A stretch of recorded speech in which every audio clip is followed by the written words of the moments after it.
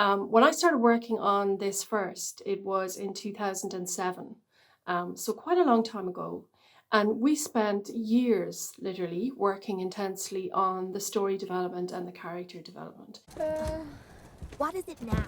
To be working on the sequel now and to be bringing this out to our audience again is really such a pleasure, because in that time, those characters and that world we've created with our partners has become so familiar to us. We know these characters inside out. We know what they think, we know what they feel, and they've kind of almost become our little family. We knew the characters so well from the first film that we were able to dive deeper into their personalities. We had grown really attached to them, and as we then started to reintroduce Finny and Lea and the others, it was great. The production of the first film had already been an immensely fun experience, because all of the creatives got on so well together, as well as all the animation studios. It was a great atmosphere. Diving back into the Ooops universe, well, actually I think that most of us never really left it, since during the first film we had already realized how much fun and how fantastic the characters we had created were, that we had already decided to make a sequel. Oops, No Is Gone is the first movie on which we worked at Fabrique d'Images, and we learned a lot since. We had great memories from working on it, so we were really happy to be able to jump back on the arc. Once it was clear that we were able to make it, we were totally thrilled. Something that we in some ways were expecting when it turned out that the first film had done so well, especially internationally. And I must say that once we got the news, it didn't take very long until we had stories in mind, since we had so many ideas from the start as to how the plot could go on. Too many, as a matter of fact. So, first of all, we had to agree on certain general things, but then it went quite quickly. Lenny!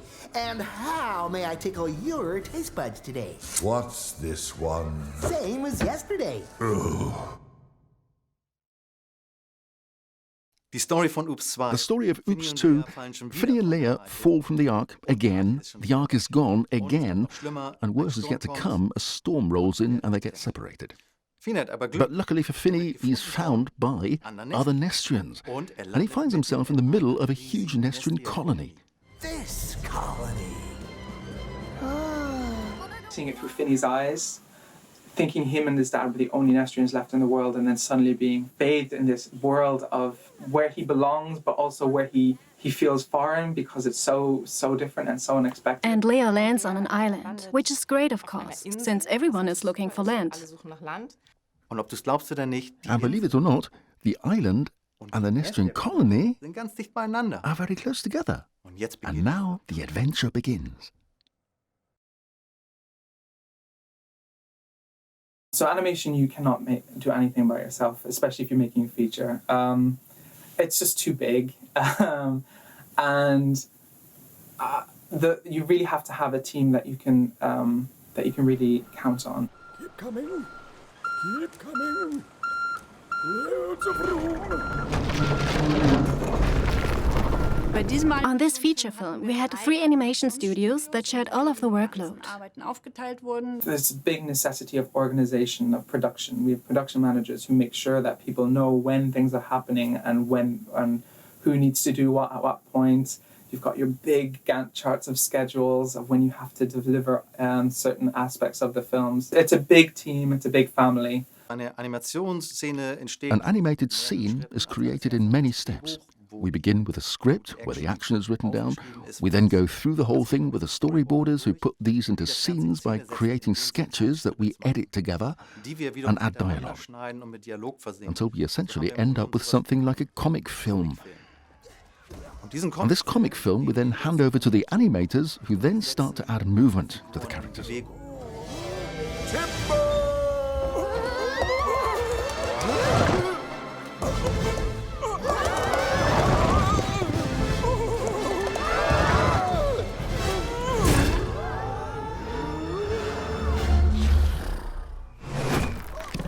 The challenge as animation director was keep the balance between the quality in the animation and the schedule. So basically, I tried to have as much communication as possible with Toby, the director, and he always was very clear in his comment and what he was looking for in each sequence and shot in particular. We're saved! Set course! And so that the animators can see how we want them to move, we like to make video references.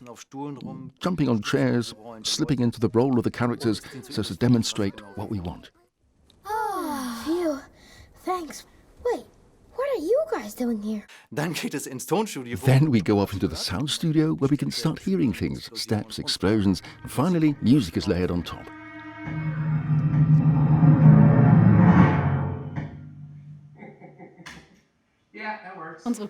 Our composer is Ima Noon from Ireland, who, I would say, especially as a woman, is very famous in the composing world, and she is also a conductor. Collaborating with Toby was really just seamless. I mean, if there was something that we had done that he wasn't feeling or that wasn't what he had intended, we made changes, and sometimes we went, oh, I see what you mean, but have you thought about this? And he was incredibly open to where we were coming from and how we saw a scene emotionally.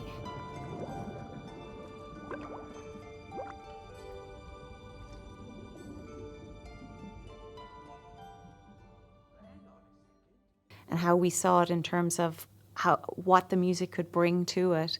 So it was a very collaborative relationship, and I felt really like Toby's a very smart person, but he's also another person who's innately creative and has an innate sense of aesthetic, and that made it easy for us because he's just very natural. Everything was very natural. Oh! Hi there! Who are you? Huh? Hi!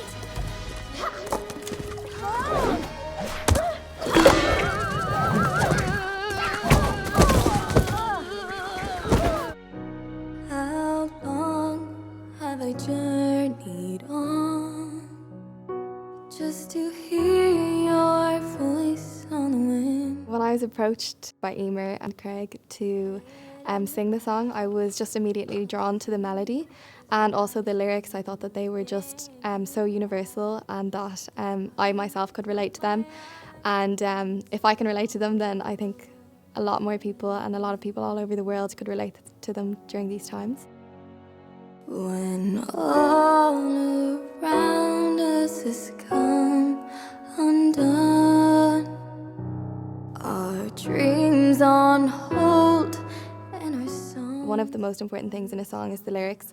I like to listen to the story, and since this song is connected to a movie and that it's telling a story through the movie and through the song as well, I just thought that the lyrics were so powerful and also just created a story in themselves, even just within the song. Dreams on hold and our songs unsung.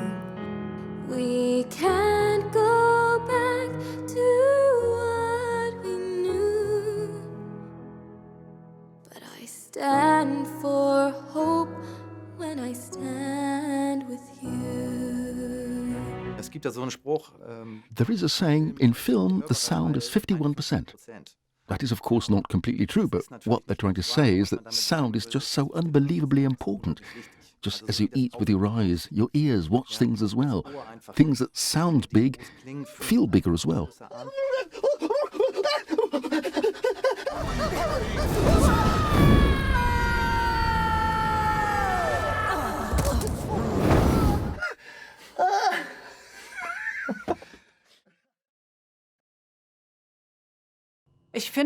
I think that it's a really good mix. We have that classic kid humor that just always has to be there,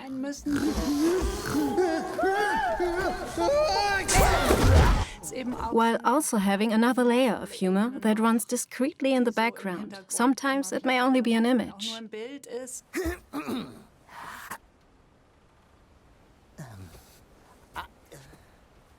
Need some help?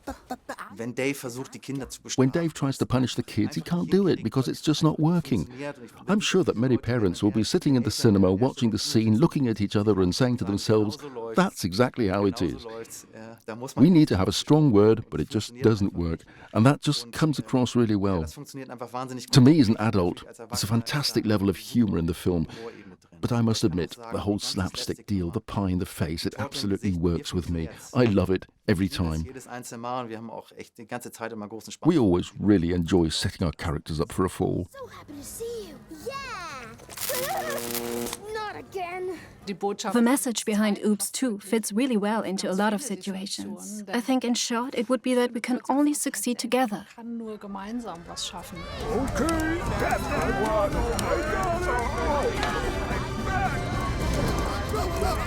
Oh, my games room. At the forefront, friendship, family and love, of course.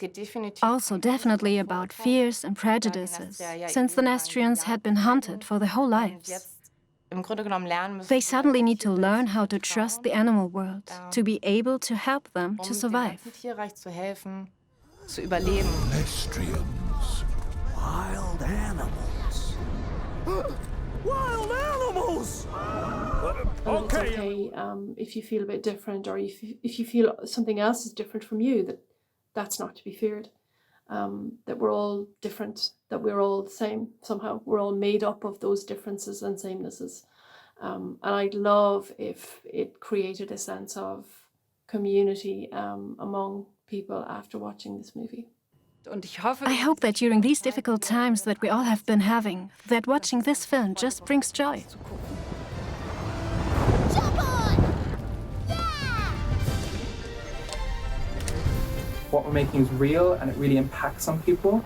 And this is going to be something that some kids will grow up with and carry with them, like the voyage that they went through with this film and how they approach these characters and how they make them feel.